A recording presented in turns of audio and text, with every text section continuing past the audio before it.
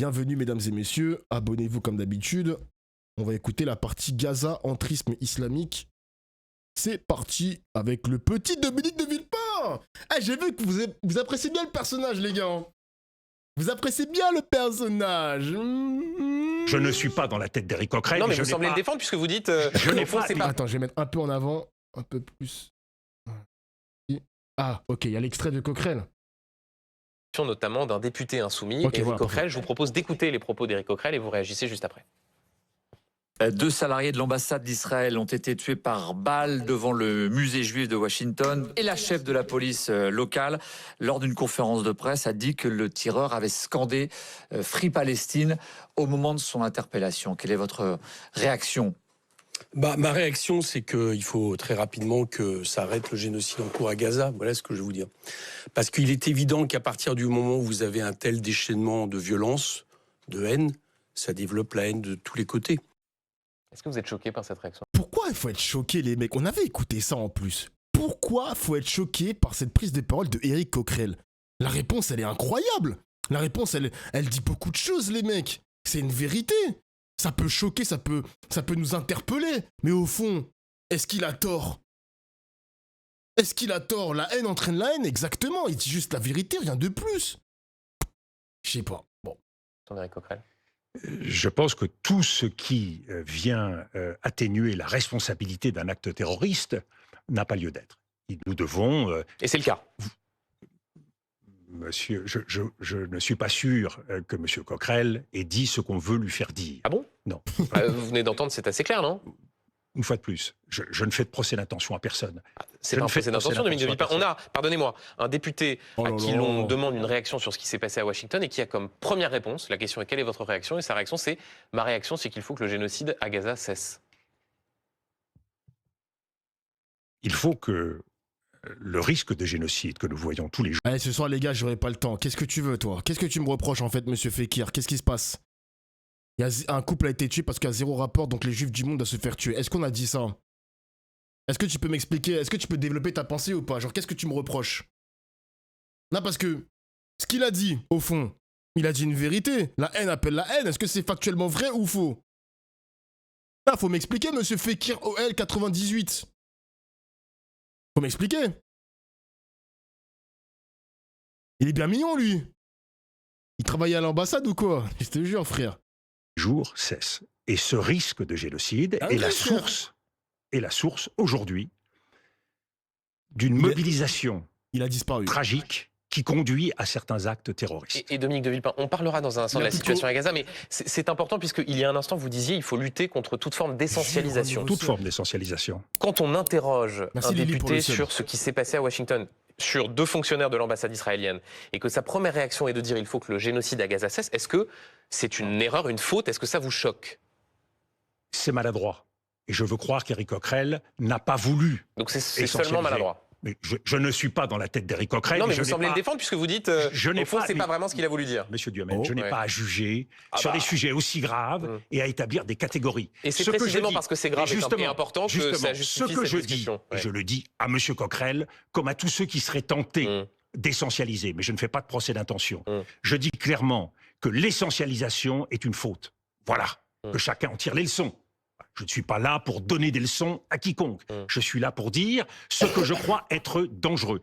L'essentialisation, c'est ce qui, depuis le début, avec une politique de vengeance, nous conduit là où nous sommes. Et nous n'en sommes pas sortis. Donc je crois que plutôt que de compter les points entre les uns et les autres, ce qu'il faut faire, c'est sortir de ce cycle. Sortir de ce cycle de vengeance et de violence. Et donc agir. Ce qui compte aujourd'hui, ce sont les actes. C'est ce que nous pouvons poser comme acte pour nous sortir collectivement de cette spirale dont, monsieur Duhamel, nous payons tous le prix. Personne n'est à l'abri. Le terrorisme a frappé à Washington, il peut frapper demain à Paris, comme il peut frapper n'importe où en Europe. Et tout cela parce que nous sommes toujours dans cette spirale de la vengeance. Et on va parler longuement des... N'empêche les gars, moi je comprends pas le classement, parce que vous savez que Dominique de Villepin c'est le politique préféré des Français. Mais sur les seuls takes qu'on a entendus de la bouche de Dominique de Villepin, c'est des takes sur la diplomatie et surtout qui parlaient de Gaza. Je me dis putain les gens ils le préfèrent alors qu'il a parlé que de Gaza. Et on nous dit de ne pas importer le conflit, ça n'est pas notre problème, etc. etc. Pourtant, ça l'a propulsé en haut du classement, le poteau. Hein. J'ai hâte d'être en 2027, les mecs. J'ai hâte. J'ai hâte. Ça va être la guerre, les mecs. Hein. Ils ne parlent pas que de ça. Bon, frérot, s'il te plaît, 90% du temps, monsieur de Villepin ne parlait que de Gaza. Il parlait 80% de Gaza, 10% de l'Ukraine, 5% de la politique française, mais c'est que de la politique politicienne. C'est pas genre qu'est-ce qu'il veut pour améliorer la France, etc. Pitié, les gars. Comment dire, des mesures qui peuvent être prises précisément face à la situation à Gaza. Mais on parle vraiment pour que de terminer Gaza, sur cette... plus qu'une polémique, parce que cela dit aussi quelque chose de la façon dont les responsables politiques, depuis le 7 octobre 2023, se sont comportés. Est-ce qu'il y a un problème à la France Insoumise d'ambiguïté vis-à-vis de l'antisémitisme ? Il y a des voix qui se sont exprimées, notamment pour refuser de condamner ces actes terroristes qui me paraissent tout à fait scandaleuses. Et ça, je le regrette profondément. Où ça, des voix ? À la France Insoumise. À la France Insoumise. Il y a des voix à la France Insoumise qui ont refusé de qualifier ces actes d'actes de terrorisme. Je crois qu'en l'occurrence, face à des actes de cette nature, quand on s'en prend à des enfants, quand on s'en prend à des femmes, à des populations civiles, on ne peut pas se réfugier derrière l'idée que ce sont des actes de résistance. Il y a là bien des actes terroristes et qui doivent être dénoncés comme tels. Vous diriez que pour certains, il y a de l'antisémitisme latent à la France Insoumise ? Mais, monsieur Duhamel, Wow. je ne suis pas là. Non mais franchement, les gars, les questions, pitié, pitié. Pour donner une leçon de morale ou pour juger tel et tel parti politique. C'est important. C'est la important. façon dont on, mais je quand on pourrais... fait de la politique ou quand on prend des positions dans le débat, de savoir pour quelle valeur on se bat. Vous pourriez égrener d'autres partis politiques qui n'ont pas témoigné de beaucoup de compassion vis-à-vis de ce qui se passe aujourd'hui. Vis-à-vis de ce qui se passe aujourd'hui à Gaza. Vous avez tout à fait raison, et d'ailleurs je les interroge à votre place très bien. tous les jours. Eh bien moi je vous dis que l'ensemble des partis politiques, et je leur adresse un message collectivement en tant qu'ancien Premier ministre, ont la responsabilité de ne pas faire n'importe quoi dans cette période. Et quand un ministre de l'Intérieur, dans une réunion communautaire, se permet de crier à bas le voile, j'estime qu'il ne fait rien pour la paix civile dans notre pays. Donc la responsabilité, c'est pas ça. Vous connaissez Dominique de Villepin, et quoi qu'on pense de cette phrase, qu'il n'y a pas grand rapport avec la question de l'antisémitisme. Mais il y a... N'empêche, on n'a pas assez attrapé la veste de monsieur Retailleau par rapport à ça. Hein. Franchement, il est passé entre les mailles du filet, les mecs. Et d'ailleurs, il y avait un autre terme qu'il avait dit. Il avait dit que la République, elle est pas intangible, je crois, un truc comme ça. Ça sous-entendait qu'il pouvait modifier la Constitution parce que ça ne le plaît pas. Ça ne plaît pas à monsieur Retailleau. Mais les gars, vous vous rendez compte dans quel pays on vit, là ? On laisse passer ce genre de phrases, genre... Oui, l'état de droit n'est pas intangible. Je crois que c'est ça, les gars. Je crois que c'est ça. L'état de droit, c'est quoi ? C'est aussi le Conseil constitutionnel, les mecs. Est-ce qu'ils veulent le supprimer, genre ? Est-ce qu'ils veulent le supprimer ? Vous vous rendez compte ? C'est passé normal. C'est passé normal, les mecs. Personne n'a attrapé sa veste. Ça n'a pas fait la une de CNews, rien de tout ça. Vous imaginez si c'est Mélenchon qui avait dit une phrase comme ça ? Vous imaginez ? Non. Un rapport, c'est que nous sommes toujours dans la stigmatisation d'X ou d'Y. Cet esprit qui veut essentialiser, stigmatiser, faire des chasses aux sorcières, c'est ça que je condamne. Et voyez-vous, monsieur Duhamel, c'est pour cela que ce petit jeu auquel vous vous livrez gentiment... Je me livre à aucun jeu, Dominique de Villepin, et je crois précisément que ce sont des propos, le cas échéant, trop graves et trop importants pour les rapporter à une forme de jeu. Aujourd'hui, vous m'interrogez moi sur la France Insoumise, demain vous interrogerez quelqu'un d'autre sur un autre parti du spectre républicain. Moi, je vous le dis clairement, les partis politiques, d'une manière générale, depuis le 7 octobre, n'ont pas été à la hauteur de la situation. Et donc, je ne suis pas là pour distribuer des points, des bons et des mauvais points pour les uns ou pour les autres. Je suis là pour dire que nous avons une responsabilité commune.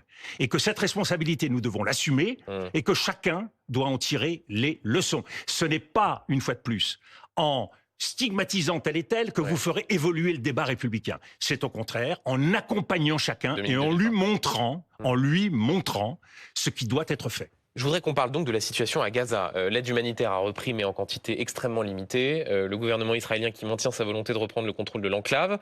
Face à cela, la France hausse le ton. Déclaration commune en début de semaine. Convocation de l'ambassadeur après des tirs de sommation contre des agents diplomatiques, dont un agent français. C'est vrai qu'on est le 26 mai, les mecs. Hein, ça se rapproche, la date. Hein. Macron, il avait dit qu'il est en passe de... J'ai vu la news aujourd'hui, là, le Canada et la France vont reconnaître l'État de Palestine d'ici le mois de juin, début juin, mi-juin, fin juin. En tout cas, le mois de juin, Macron ne pourra pas s'échapper. Il ne pourra plus s'échapper.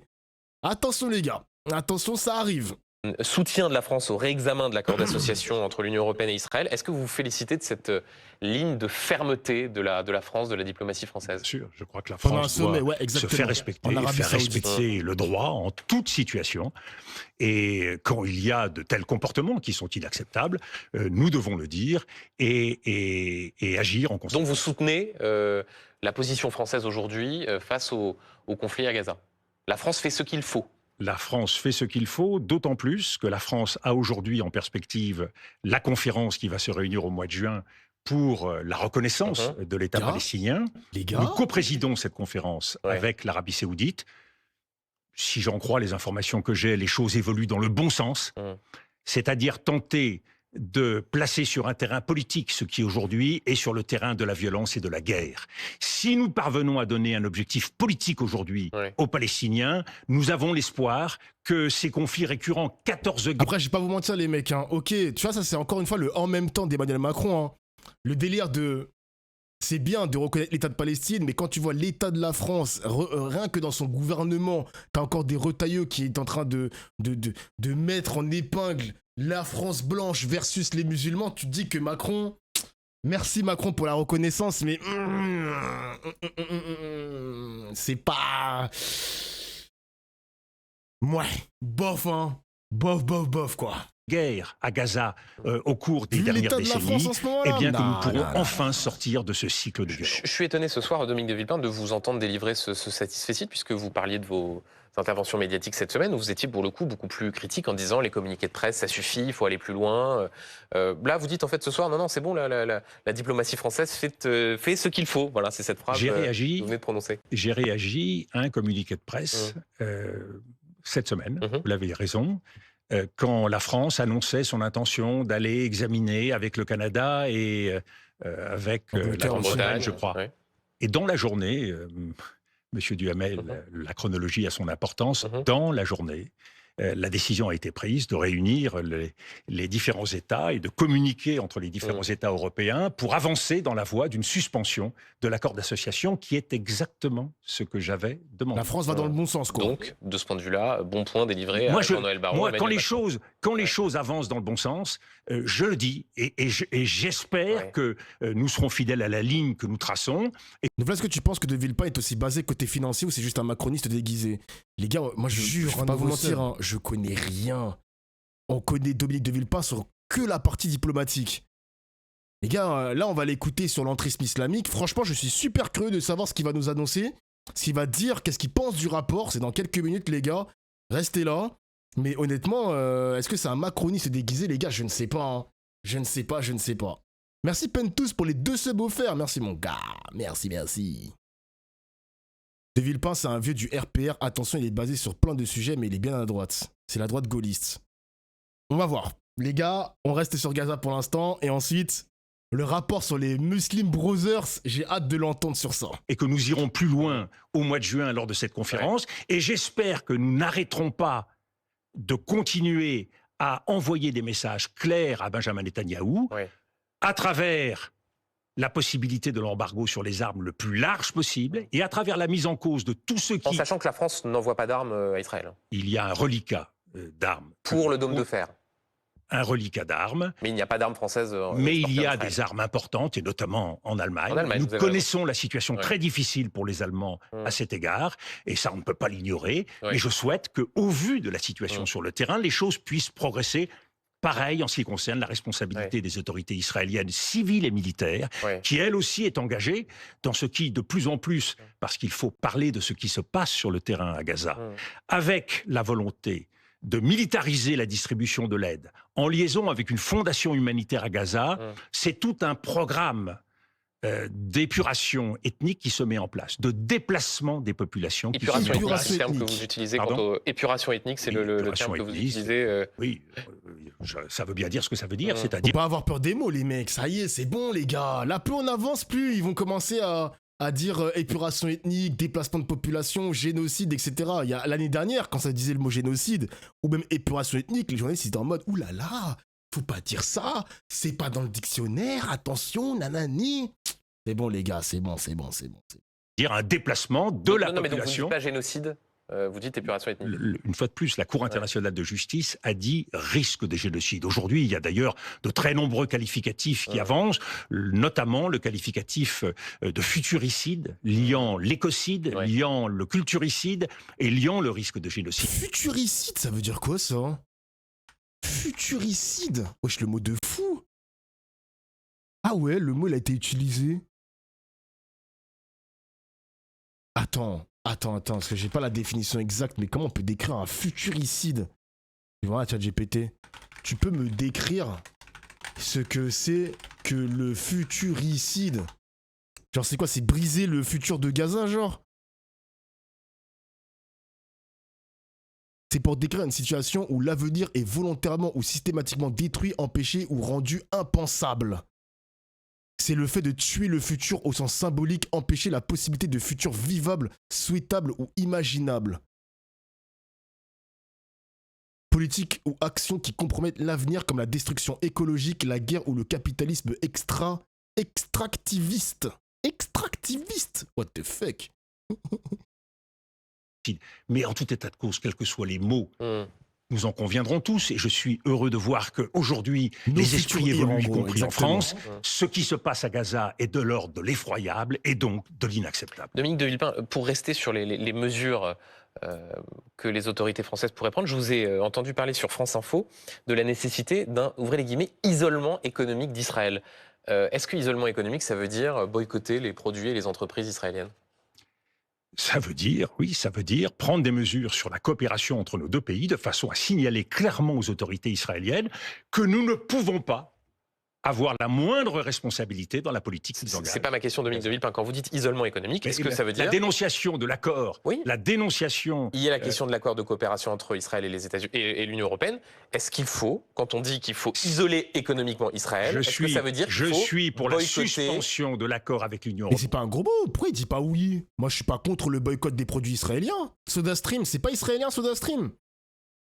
Et ouais, c'est ça, ouais, je crois que SodaStream, c'est ça, ouais, c'est ça. Pourquoi Dominique de Villepin, il botte en touche, là, je comprends pas. Si, c'est israélien, ok. Est-ce que Ah, parce que c'est... Hein? Ah, c'est illégal? Ah ouais? Non, tu mens. C'est illégal de boycotter, genre. Attends, je vais me renseigner. What? Dire que l'ensemble de nos pays sera amené à restreindre, à limiter, à empêcher les relations économiques avec Israël. Est-ce que vous dites aux consommateurs français boycott des produits israéliens et des entreprises israéliennes? Monsieur Duhamel, je suis soucieux de l'effectivité des mesures que je propose. Il y a deux domaines, je crois, où il faut que nous soyons capables de prendre en compte la réalité. Ah ouais, c'est interdit, wesh. C'est illégal de boycotter des produits, genre à l'échelle, enfin, si c'est annoncé publiquement et collectivement, genre. Putain, c'est une dinguerie. Il y a eu une jurisprudence par rapport à ça. Il y avait une affaire qui a été jugée par la Cour de cassation. Plusieurs militants avaient été condamnés pour avoir organisé une action de boycott de produits israéliens dans un supermarché. La Cour de cassation a confirmé leur condamnation au titre de la provocation à la discrimination économique envers un pays, donc là c'est Israël, envers ses producteurs ou fournisseurs. Mais c'est un truc de ouf! C'est interdit de faire des appels au boycott. Mais il y a un débat. La Cour européenne des droits de l'homme en 2020, dans un arrêté, a condamné la France parce qu'ils ont estimé qu'il ne fallait pas condamner cette personne-là parce qu'il a appelé au boycott. Elle a estimé que la condamnation des militants violait leur liberté d'expression politique protégée par l'article 10 de la Convention européenne des droits de l'homme. Selon la Cour européenne, appeler au boycott est une forme de protestation politique légitime tant que cela ne s'accompagne pas de propos haineux ou violents. Ok. Donc le boycott personnel privé, c'est légal. L'appel au boycott public peut être poursuivi, mais défendable sur la base de la liberté d'expression. Ok. Putain, c'est... Ok. Waouh. Prends, de ce point de vue, je prends en compte le message du CRIF récent, disant oula, le CRIF, oula. La suspension de l'accord de l'Union européenne couvre toute une série de domaines, et en particulier le domaine de la culture. Je ne suis pas pour que nous suspendions notre coopération dans le domaine de la culture. Et donc il ne faudrait pas, Dominique de Villepin, des mesures qui, pour sanctionner le gouvernement de Je ne Benjamin suis pas Netanyahou, pour sanctionner la sanctionneraient les société Israéliens. israélienne. Et c'est en Mais c'est cela... important de le dire, parce que quand vous dites isolement économique, on se dit c'est aussi des Israéliens qui manifestent contre le gouvernement qui seraient frappés directement au portefeuille. Je ne suis pas pour sanctionner la société israélienne, qui d'ailleurs aujourd'hui est de plus en plus mobilisée contre le gouvernement Netanyahou. Donc je prends en compte... La France, ils ont considéré ça comme une forme d'antisémitisme. Putain... Qu'est-ce que vous voulez que je vous dise, le chat, hein, franchement... Situation, et je crois que c'est juste, effectivement, de faire en sorte que dans nos relations avec les universités, dans nos relations avec les hommes de culture, nous puissions au contraire essayer de... Il ne faut pas rompre, c'est important aussi sur les universités. Vous savez, c'est moi... Il ne faut pas rompre des accords avec des universités israéliennes. C'est moi qui ai rétabli la coopération et le développement de la coopération entre nos deux pays. Et je veux, effectivement, découpler cette relation entre les sociétés, des relations de gouvernement à gouvernement. Je crois que nous ne devons pas être animés par une quelconque haine, au contraire, d'Israël. Nous devons être vigilants. Mais voyez les gars, l'hypocrisie mondiale. Moi je suis désolé les gars, moi je marche pas avec ces mots. Israël, ça fait des années que l'ONU hein, dénonce l'annexion de territoires en Cisjordanie. Quand la Russie a envahi l'Ukraine, ils ont annexé la Crimée, ils ont annexé les territoires qui sont à l'est de l'Ukraine, et ils ont pris un paquet de sanctions, en veux-tu, en voilà. Ils appellent ça comment? Paquet de sanctions numéro 1, numéro 10, numéro 20. Mais quand c'est Israël, il n'y a rien qui est remis en cause, les mecs. Il n'y a rien, frère. Moi, je ne comprends pas comment fonctionne ce monde. Merci Victor pour le sub, merci mon gars. C'est un truc de fou, genre. C'est un truc de fou. C'est quoi le message qu'on nous envoie, genre? Ah là là là là là là là là. À ce que... Même sur le sport, exactement. Même sur le sport, hein. Ils ont été bannis de la FIFA, bannis de l'UEFA, bannis de je ne sais pas quelle fédération, j'en sais rien. Mais mec, c'est dingue. C'est dingue, les gars, c'est dingue, genre, c'est dingue. Ne déborde pas vis-à-vis des sociétés. Dominique de Villepin, je voudrais qu'on parle du débat politique national marqué cette semaine par un rapport sur les